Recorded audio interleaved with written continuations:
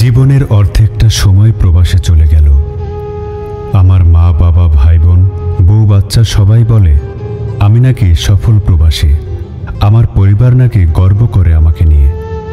আমার বাবা তো প্রায়ই বলে আমি নাকি তার সেরা সন্তান। আগে পরিবারের কথা শুনে খুব ভালো লাগতো, নিজেকেই সুখী মনে করতাম, কিন্তু এখন কেন জানি আর এইসব কথা শুনতে ভালো লাগে না।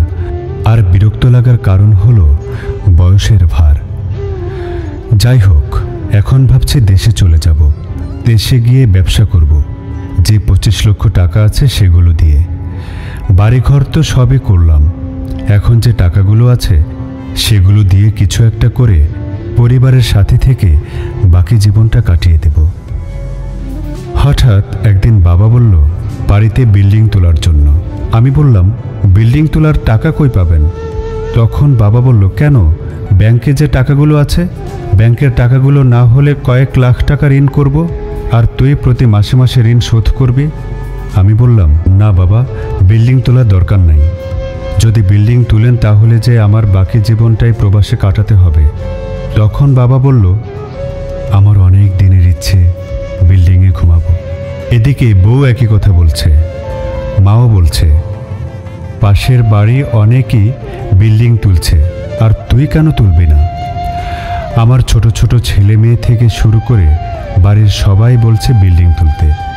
বিল্ডিং তুললে নাকি সমাজে মানুষের কাছে দাম পাওয়া যায়, সমাজে বড়লোক হিসেবে পরিচিতি হওয়া যায়, কিন্তু কেউ আমার কথা শুনল না।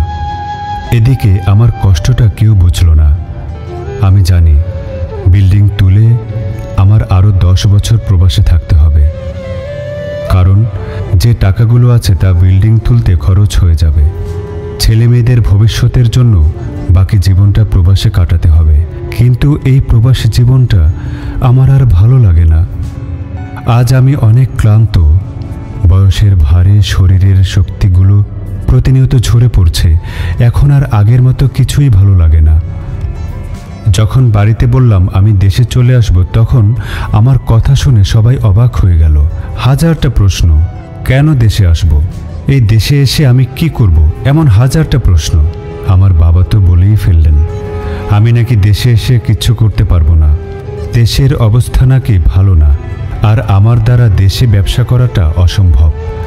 আমার বউ বলে এই দেশে এসে কি করবেন, বিদেশে আছেন, ভালো আছেন, এখন দেশের ব্যবসা বাণিজ্য ভালো না, নিজের সন্তানদের ভবিষ্যতের কথা চিন্তা করে হলেও বিদেশে থাকতে হবে। বাবা আর বউয়ের কথা শুনে অনেক কষ্ট পেলাম যে আমি প্রবাসে কাটিয়ে দিলাম এতটা বছর। প্রবাসে প্রতিটি দিনই করতে হয় যুদ্ধ, আর সে আমি নাকি এই দেশে এসে কিছুই করতে পারবো না। সবাইকে বললাম, কিন্তু কেউ আমাকে বুঝল না। সবচেয়ে বেশি কষ্ট পেলাম মার কথা শুনে। মা বলে বাবারে, তোর মতো সহজ সরল মানুষেরা এই দেশে এসে কিছুই করতে পারবি না।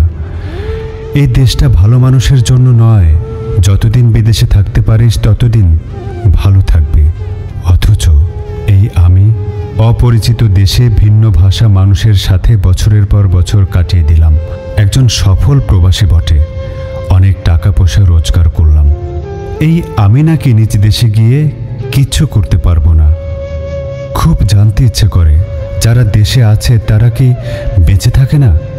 তারা কি না খেয়ে থাকে? হয়তো তাদের সংসারে বিলাসিতা নেই, দামি দামি খাওয়া, দামি পোশাক, তবুও তো তারা বেঁচে থাকে। হয়তো দেশে থাকলে জীবন যুদ্ধটা একটু কঠিন।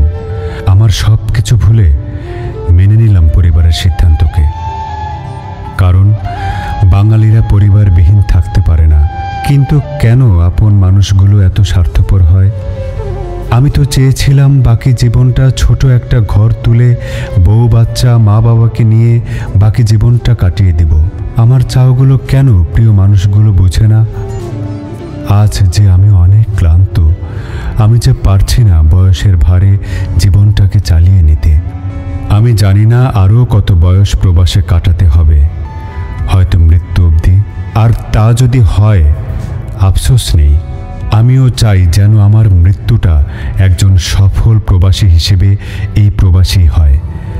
আর তখন পরিবার, সমাজ, দেশ আমাকে একজন সফল প্রবাসী হিসেবে গর্ব করবে। গল্পটা এখানে সমাপ্ত হলে ভালোই হতো, কিন্তু প্রবাসীদের একটি গল্পের পর আরেকটি গল্প শুরু হয়, আর এই গল্পের সমাপ্তি করতে গিয়ে জীবন থেকে চলে যায় অনেকগুলো বছর। প্রবাসীদের শুধু টাকা